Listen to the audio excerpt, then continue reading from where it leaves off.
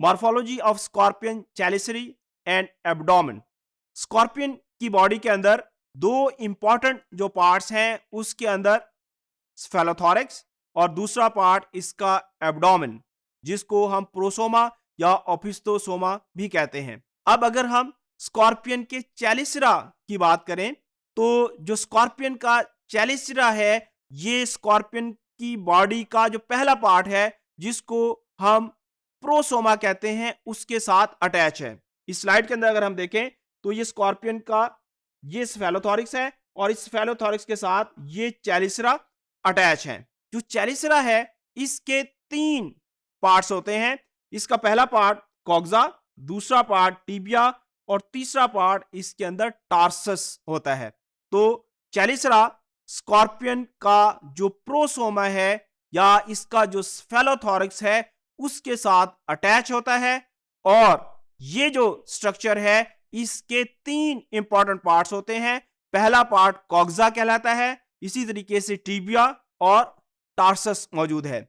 ये जो स्ट्रक्चर है, ये स्कॉर्पियन को हेल्प करता है अपने प्रे को कैप्चर करने के अंदर।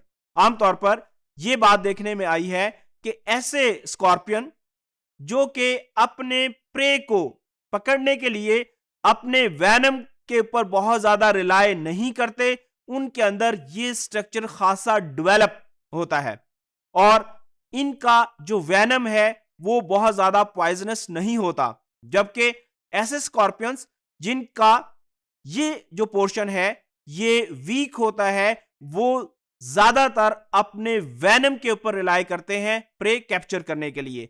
तो ऐसे जो स्कॉर्पियंस होते हैं, इनका वेनम काफी टॉक्सिक होता है। दूसरा जो पार्ट जिसकी हमने बात करनी है वो इसका एब्डोमेन है। हमने ये कहा कि जो स्कॉर्पियन का दूसरा पार्ट है उसको हम एब्डोमेन या फिर ओपिस्थोसोमा कहते हैं। स्कॉर्पियन का जो एब्डोमेन है, इसको हम 2 हिस्सों के अंदर डिवाइड करते हैं। इस एब्डोमेन का एक हिस्सा मीजोसोमा कहलाता है, जबकि दूसरा जो हिस्सा है इसको हम मेटासोमा कहते हैं। अब जो प्रोसोमा है, इसके अंदर हम देखें तो इसके अंदर 7 सेगमेंट्स मौजूद हैं। ये पहला सेगमेंट है, दूसरा सेगमेंट, तीसरा सेगमेंट, चौथा सेगमेंट, पांचवा सेगमेंट, छठा सेगमेंट और ये 7वां सेगमेंट है। जो मीजोसोमा है, मीजोसोमा के अंदर 7 सेगमेंट्स मौजूद हैं। जबकि हम दूसरा पार्ट जो एब्डोमेन का है, जिसको हम मेटासोमा कहते हैं, इसके अंदर नंबर ऑफ सेगमेंट्स को गिने तो उनकी तादाद 5 है। ये पहला सेगमेंट, दूसरा, तीसरा, चौथा और ये 5वां पार्ट है। तो पहले जो पार्ट के अंदर 7 सेगमेंट्स हैं, जबकि दूसरा जो पार्ट है उसके अंदर 5 सेगमेंट्स होते हैं।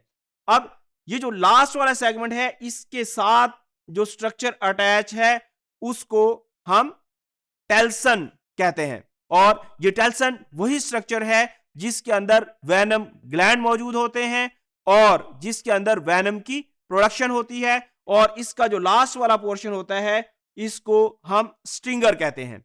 उसके बाद जो स्कॉर्पियन का एब्डोमेन है, इसके साथ जो लेग्स हैं वो अटैच नहीं होती। आमतौर पर जो लेग्स हैं वो स्फेलोथोरैक्स के साथ अटैच होती हैं।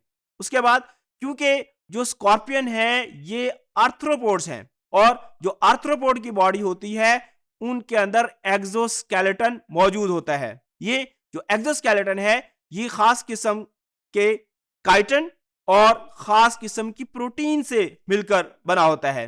अब जो एक्सोस्केलेटन जो कि इनकी बॉडी को कवर किए होता है, ये इनको काफी फायदा देता है।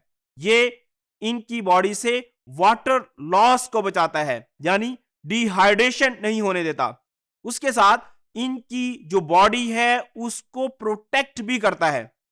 लेकिन क्योंकि जो एक्सोस्केलेटन है ये काफी हार्ड होता है, तो इन एनिमल्स के अंदर जो ग्रोथ का प्रोसेस है वो काफी स्लो हो जाता है। इसकी वजह से, इस वजह से जितने भी आर्थ्रोपोड जिनकी बॉडी के ऊपर एक्सोस्केलेटन होता है, वो पीरियोडिकली जो अपना एक्सोस्केलेटन है उसको रिमूव करते रहते हैं और ये जो प्रोसेस है इसको हम अक्डाइसिस कहते हैं।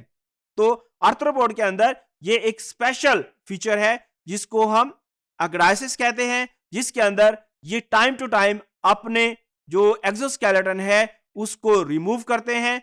उस दौरान इनकी जो बॉडी है वो तेजी से ग्रो करती है, इनका साइज बड़ा हो जाता है। लेकिन ये बात भी देखने में आई है कि जब इनके अंदर एक्डाइसिस का प्रोसेस हो रहा होता है तो उस वक्त इनके जो सॉफ्ट बॉडी पार्ट्स होते हैं वो काफी वाजे नजर आ रहे होते हैं और प्रीडेटर आसानी से इनके ऊपर अटैक कर सकते हैं। इस वजह से ऐसे दिनों के अंदर जब इनके अंदर एक्डाइसिस का प्रोसेस हो रहा हो तो ये हाइडिंग प्लेसेस के ऊपर छुप कर रहते हैं।